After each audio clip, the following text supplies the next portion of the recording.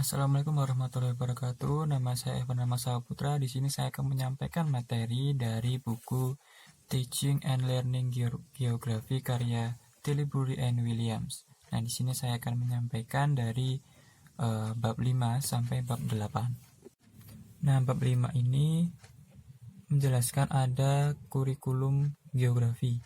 Nah, ada yang namanya GNC, itu adalah kurikulum geografi nasional yang diberikan kepada siswa yang berumur 5-14 tahun. Bab ini lebih berfokus pada apa yang guru lakukan untuk pendidikan saat ini, seperti merencanakan kurikulum dan mengembangkan program geografi di sekolah-sekolah mereka sendiri. Bab ini berfokus pada pengembangan kurikulum yang mana model tujuan dan model proses. Nah, ini menjelaskan fitur dasar dari asal-usul masing-masing model, memberikan contoh dampaknya terhadap pendidikan geografis, dan melihat manfaat dan kritik dari masing-masing pendekatan. Nah, dari situ akhirnya menyoroti dilema yang dihadapi guru dalam beradaptasi model ini untuk mereka gunakan sendiri.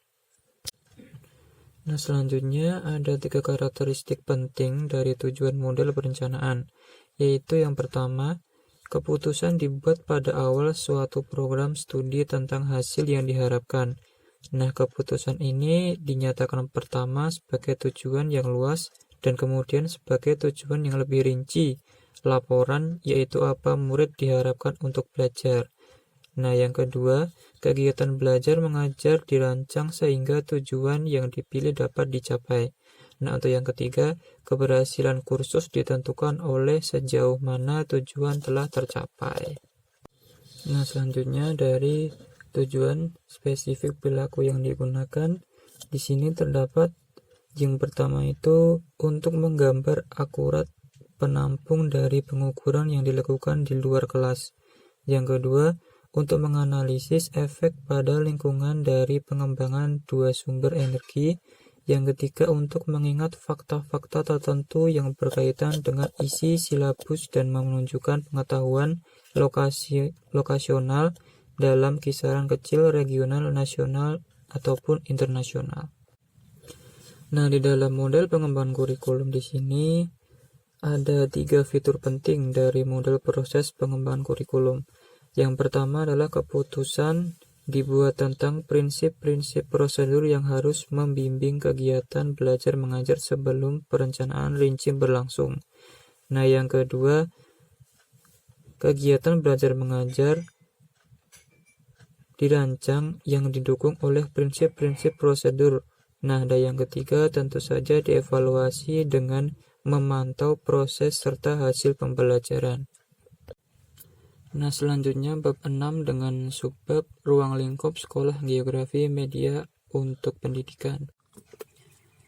Geografi mengalami masa pertumbuhan dari sekitar tahun 1917 sampai 1933 karena meningkatnya popularitas sebagai subjek baik di sekolah dan di universitas. Pada pertengahan abad ke-20 itu mapan sebagai subjek populer dan fokus utamanya adalah pada geografi regional. Nah, kepentingan sentral dalam mengenali pembatasan dan menganalisis daerah yang biasanya dibatasi oleh fitur fisik atau dengan kombinasi karakteristik manusia dan fisik. Nah, geografi fisik regional dan dominasi oleh geomorfologi dengan meteorologi dan iklim yang mempunyai pertimbangan dari biogeografi dan ekosistem di tempat. Terdapat silabus inertia. Nah, di sini dalam terang analisis ini pemilihan konten dan penekanan yang sesuai pada pengembangan keterampilan dan nilai-nilai pendidikan jelas tidak mudah.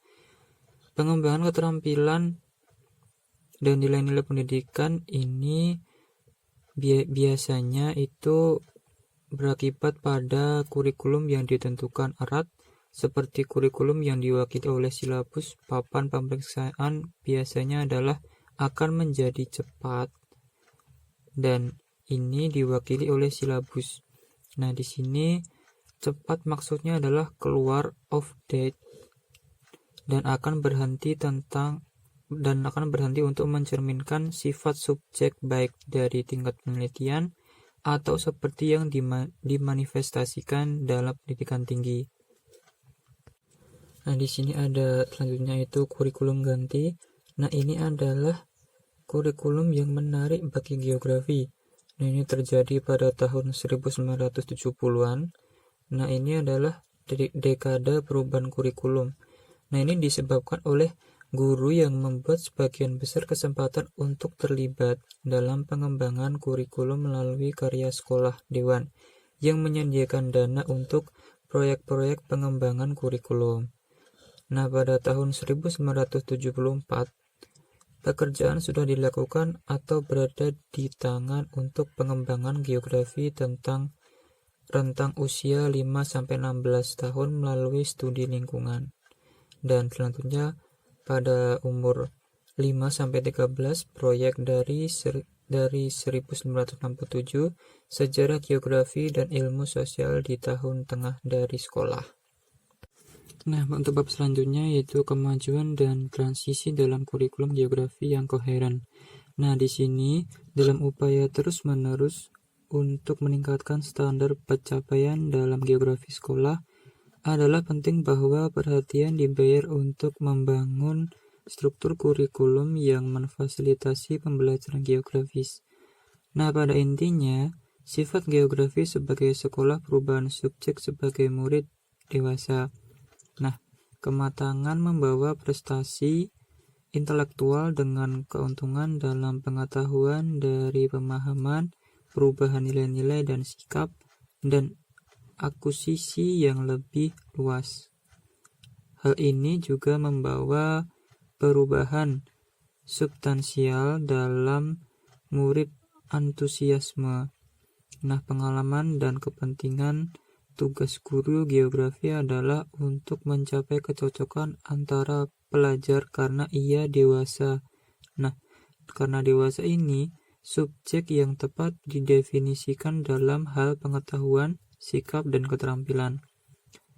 Aspek ketiga dominan dapat dikembangkan pada tahap tertentu murid pembangunan beberapa dapat dimulai pada awal tahun, sementara yang lain terbaik kiri sampai nanti.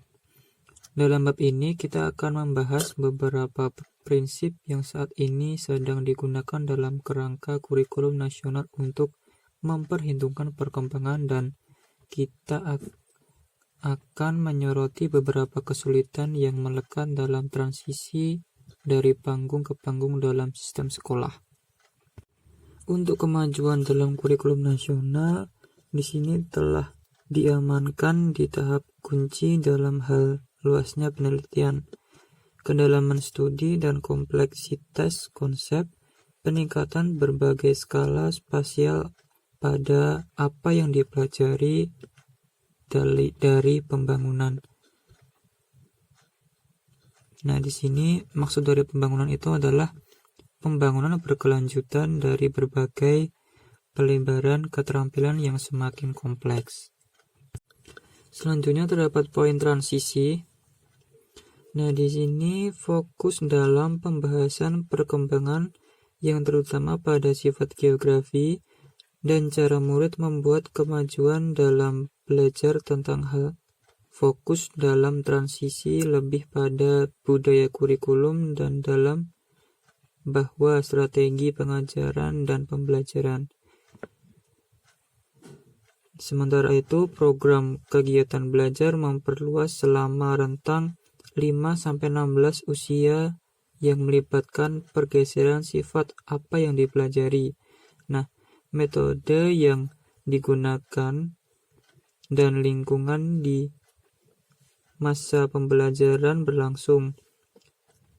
Diskontinuitas tajam dapat menghambat kemajuan dalam belajar. Tanpa koordinasi yang efektif antara guru, bisa ada pengulangan yang tidak perlu kerja dan kegagalan untuk membangun pengalaman sebelumnya dari belajar murid.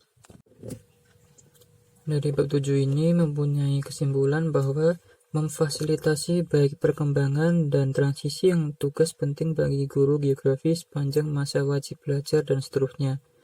Dalam bab ini, lebih fokus pada sekolah di kelompok umur 5-16 tahun, tetapi jelas bahwa diskusi dengan mudah dapat diperluas untuk mempertimbangkan kemajuan dalam tahun-tahun setelahnya sekolah menengah. Nah, ada masalah yang terkait dengan perkembangan dan transisi antara akhir wajib belajar pada usia 16 tahun dan antara sekolah dan kursus sekolah dan juga lembaga. Nah, di sini telah menekankan bahwa pentingnya budaya kurikulum harus diakui dan implikasinya terhadap pembelajaran murid harus diperhitungkan dalam perencanaan program geografi studi. Selanjutnya adalah bab 8 adalah diferensiasi dalam proses belajar mengajar. Nah, di sini diferensiasi diidentifikasi sebagai semua peluang masalah oleh Perdana Menteri John Major ketika ia menyatakan pada tahun 1992 bahwa ia ingin untuk memastikan bahwa kami secara aktif mengenali murid-murid kemampuan dan bakat untuk menciptakan sarana keragaman untuk perkembangan murid. Itu adalah cara untuk kesetaraan asli kesempatan. Diferensiasi dalam kurikulum nasional dimaksudkan untuk menjadi proses yang memungkinkan fokus pada pengembangan kurikulum dan prihatin dengan memungkinkan fokus pada menciptakan kondisi belajar yang optimal untuk setiap anak. Sebelumnya, diferensiasi diidentifikasi sebagai alat yang digunakan untuk memisahkan dan peringkat siswa. Sebagai sarana mengorganisir mereka, diferensiasi sekarang disamakan dengan praktik yang baik dalam mengajar yang memungkinkan untuk disamakan dengan praktik yang baik, lalu perbedaan dalam kelompok pengajaran dan bukan mengarah ke distribusi dan alokasi siswa untuk kelompok. Nah, di sini seharusnya homogen yang bisa diajarkan sebagai unit terpisah. Di sini terdapat unsur-unsur penting dalam perencanaan mengajar sukses dan belajar untuk murid. Yang pertama, tujuan belajar yang jelas dan hasil belajar dalam hal murid pengetahuan, pemahaman, dan keterampilan. Yang kedua, berbagai strategi pengajaran dan pembelajaran untuk membedakan pengalaman belajar murid. Yang ketiga, berbagai sumber daya yang tersedia untuk mendukung pembelajaran siswa. Yang keempat, berbagai tugas dan kegiatan yang memberikan kesempatan yang berbeda untuk belajar murid dan untuk hasil yang berbeda. Yang kelima, kesempatan untuk bervariasi dalam kecepatan dan kedalaman pembelajaran. Yang keenam, strategi yang berbeda untuk penilaian pembelajaran murid. Yang terakhir, umpan balik yang efektif pada murid hasil pembelajaran dan sasaran pengaturan untuk belajar masa depan mereka. Nah, selanjutnya adalah mencapai diferensiasi. Nah, di sini diferensiasi dapat dicapai dengan hasil dan mencapai tingkat kemajuan oleh tugas dengan sumber daya yang tersedia atau dengan kombinasi dari tingkat kemajuan oleh tugas dan sumber daya. Nah, itu kombinasi dari itu. Nah, diferensiasi oleh hasil dari siswa yang disajikan dengan tugas umum atau tugas yang diberikan sekitar sumber umum dengan tingkat positif dibedakan atau berbeda dari prestasi yang diidentifikasi untuk mengukur respon siswa. Mungkin itu penyampaian materi dari poin-poin dari bab 5 sampai bab 8. Sekian dari saya. Apabila ada salah kata dari saya, mohon maaf. Wassalamualaikum warahmatullahi wabarakatuh.